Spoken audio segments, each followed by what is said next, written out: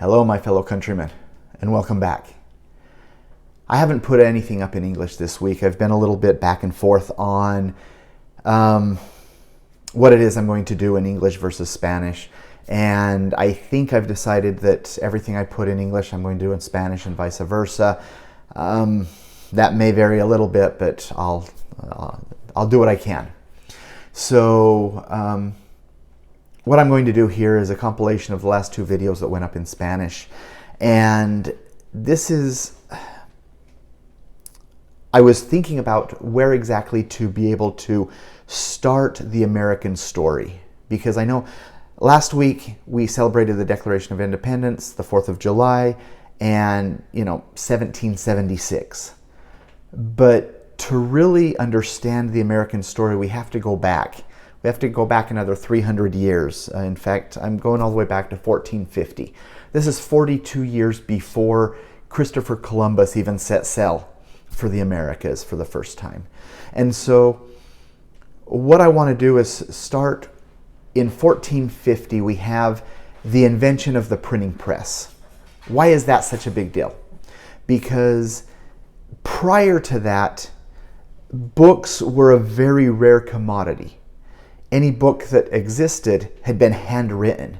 And so you only have the highest levels of royalty, and the Catholic Church is in Western society is where you're going to find all of the books.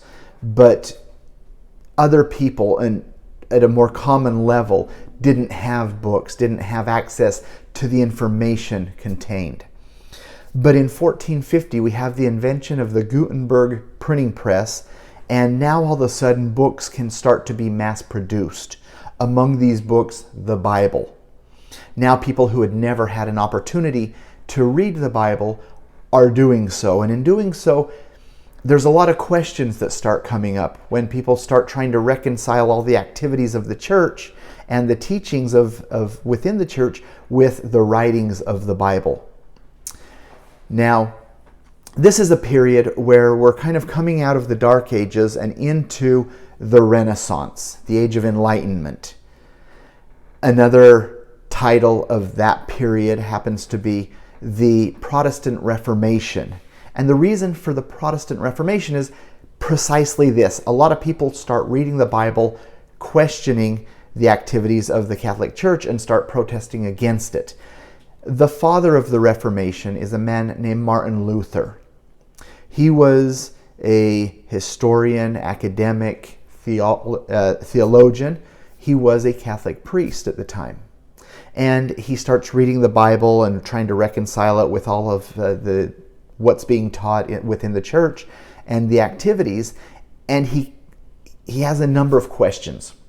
So he writes a series of questions, 95 questions, which he sends to his archbishop. And when he doesn't get a response there, he takes the same questions, known as 95 Theses, and sticks them to the door of a church and potentially several churches in Wittenberg, Germany. Now, this creates a little bit of ruckus, and over a series of events, ultimately he decides to break away from the Catholic Church and start to lead what becomes his own church, the Lutherans. During this same period, there's a lot of this going on. He's not the only one reading and trying to reconcile and just, coming up with the questions. And so just as he's done this in Germany, we start seeing, several movements in Switzerland and Sweden and France and throughout all of Western Europe. The 95 Theses, stuck to the door at Wittenberg, Germany, was done in 1517. Let's fast forward a few more years to 1532 to 1534 in England. And we have King Henry VIII, a very interesting character in history. And he has married Catherine, Queen Catherine, or Catherine of Spain, because he needed that alliance between England and Spain. And so But as the years have gone by, he's not happy in his marriage. He wants a divorce. And obviously, being subject to the Pope says no, he can't get a divorce. And he starts looking around at what Martin Luther is doing, John Knox and Calvin and other people in that period. And he says, look, you know what? They're doing good. I'm going to do the same thing. And so he decides to break away from the Catholic Church and the Pope, and he forms the Church of England. In 1534, he declares himself as the supreme leader of the Church of England. Now, you have, for everybody living in Great Britain, or England specifically, you have a king who is also your religious leader. He holds all the power, and with that power comes great oppression. As the years go by, he dies. His first daughter, who he had with Catherine, remained Catholic, and her name was Mary. She reigned for a very short period, but it's from her that we get the term Bloody Mary, because she went and just killed all of the Protestants. So this is a very violent time in which you have the Catholic Church battling against these Protestant groups. After Queen Mary was Queen Elizabeth, her sister. Now, Queen Elizabeth reigned for many, many years until 1603, I believe, when she died. And then the crown was passed to her nephew, King James, the Scot. So, under King James, you've had all of this time of a lot of conflict, a lot of battle between the uprising of the Protestants and the Catholic Church trying to maintain its authority. One of the groups that came up, the movements in that period, was the Puritan Movement. And in 1608, a group of the Puritans, trying to escape all of this oppression, moved to an area that was much more accepting in that period, in Holland, modern-day Amsterdam. During a 12-year period, they lived there, struggled to really establish themselves and create a settlement where they could thrive. And they felt the need to go to this new land that Christopher Columbus had found. So in 1620, they loaded up on a boat, the Mayflower, and sailed to the New World. Now, this trip was very difficult. They were on the Atlantic Ocean in late fall, actually from September to November, for 66 days in some very difficult conditions and circumstances. There was a storm that actually pushed them off course, because in order to make this trip, they needed to finance themselves. And so they made an agreement with Virginia Company, who was a British group that had already settled in modern-day Virginia. And so they were to come and settle to the north of the Virginia settlement. However, as they were coming across, they suffered some severe storms which set them off course, and rather than landing in Virginia, they landed in Cape Cod, Massachusetts.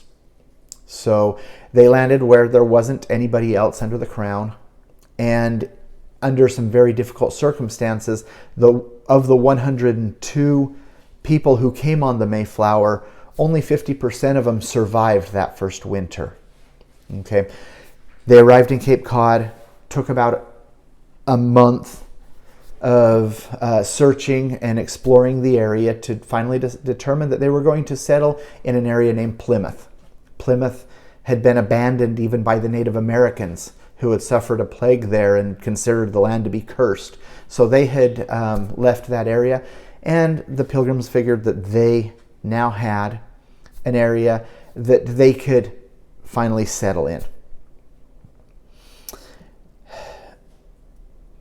This is the story of the Puritans coming over to the New World and arriving, and one of their leaders, William Bradford, penned them as Pilgrims. And that's the name that has stuck with them throughout our history. This is the foundation of the group that would ultimately become the most influential in the founding of the United States. Why?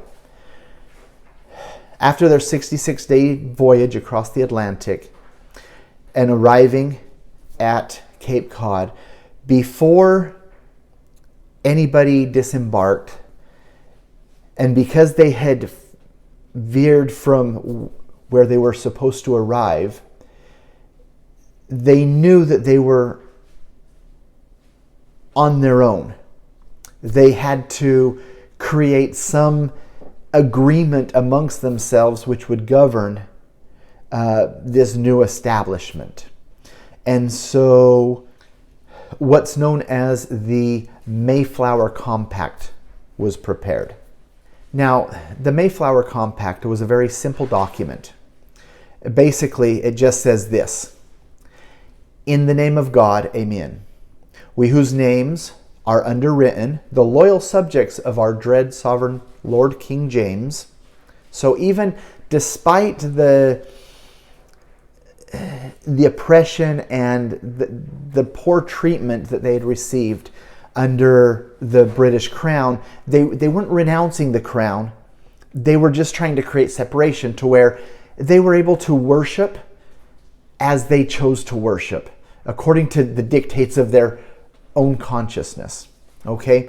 And so they're not separating themselves, they're not cutting ties with the Crown, they're just separating themselves geographically to be able to have greater liberty in their ability to worship.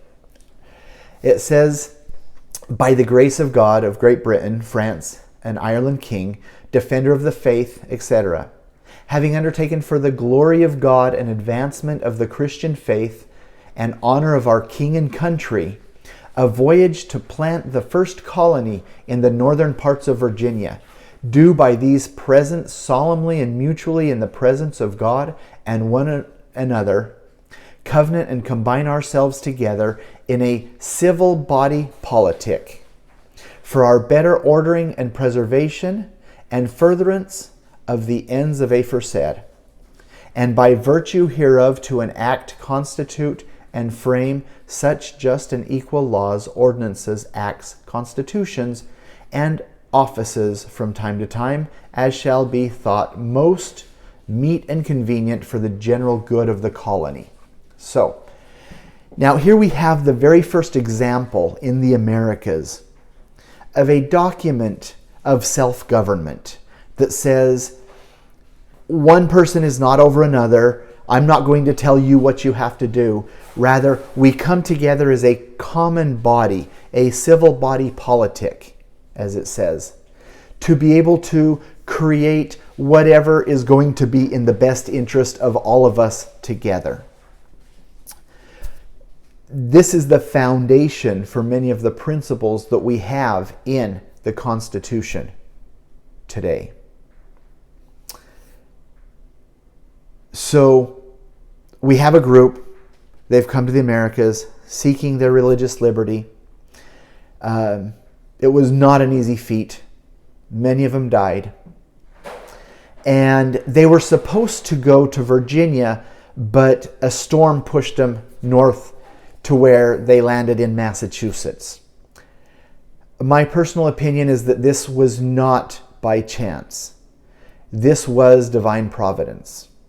Because had they come further south to Virginia Company. So let me talk just a little bit about Jamestown, the Virginia Company settlement where the Puritans were supposed to arrive. This is a group who came to the Americas seeking gold and to be able to exploit the land here. This is a group who originally settled under the tenets of socialism, where there was forced labor and everybody would receive equal compensation. Now, the reason socialism doesn't work is because whenever we try to compensate everybody equally, people get lazy. There's no more incentive to really push forward. And that's what happened here with the Jamestown Settlement. The winter of 1609 leading into 1610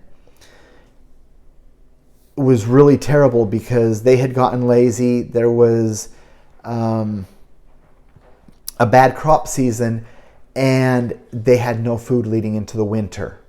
They actually lost about 75% of their population, and this led to cannibalism for some. This is the same group that in 1619 introduced the first African slaves to be able to attend to the tobacco crop, which they had started a few years earlier. So there were a lot of things going on in Jamestown which potentially could have corrupted the efforts of and the purpose of the Puritans in their movement. So I don't think it was an accident that they were separated, because now as you go into history and you look at the settlement of the South that was born of Jamestown and the settlement of the North, which was born of Plymouth, they were at odds with each other consistently. The greatest of the defining principles that separated them were in the North. We have abolitionists who wanted to do away with all slavery, and in the South we have slave owners and the plantations where they thrived on slave work. Now these two groups had to come together, 100 and plus years later in 1776 and then into the Revolutionary War to be able to gain the independence from the British. And had they not come together, they never could have accomplished their independence. And that's why the North had to provide certain concessions to the South and say, you know what? Yes, we're coming together as a United States. For a period, that slavery is going to have to continue to exist, because if not, then they wouldn't have had the unanimous agreement to break from the British as they did. However, from the 1780s then into, for the next 80 years to 1860, the separation begins to increase again. And you see a great deal of conflict over, the North and the South. The North ultimately becoming the Union and the South the Confederation, as that division between Plymouth and Jamestown ultimately led to a civil war. In 1860, Abraham Lincoln is elected. In 1861, we begin a civil war. And for 4 years, we lost over 600,000 countrymen. Fathers versus sons, brothers versus brothers, cousins, warring against each other. But ultimately, the North won.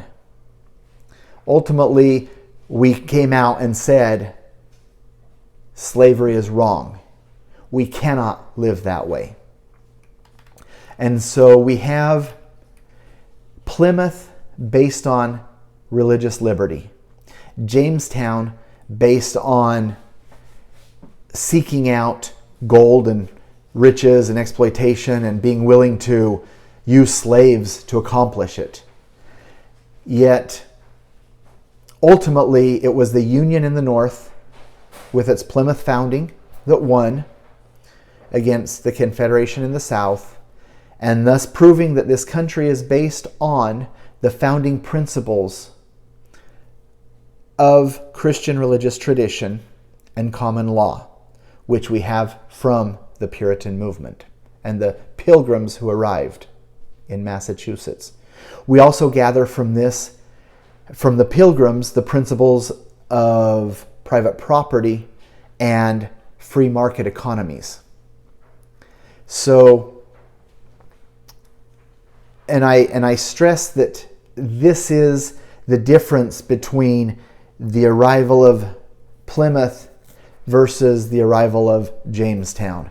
Because today we're trying to be taught that our foundation is slavery. Our foundation is, evil people. Our founding fathers were terrible people. The truth is, to maintain the Union in 1776 at the signing of the Declaration of Independence, it was only 2 of the 13 colonies that required that slavery be left in order to be able to move forward and accept that document unanimously. It is so important that we understand our founding so that we can maintain our history, because it is being challenged today. There are many people who are trying to whitewash and change it and take it away from us, because when we don't understand our history, all of the liberties that have been given to us will be taken away. And so that's why I'm discussing all of this. And that's the initial foundings leading into the creation of the United States. Next time, we'll talk a little bit more of our founding fathers and try to lay that foundation. And then I want to get into some things that are going on today and how we relate history to understand all of that. So I appreciate you being with me and hope that you're able to stay with me through this journey. Thank you so much.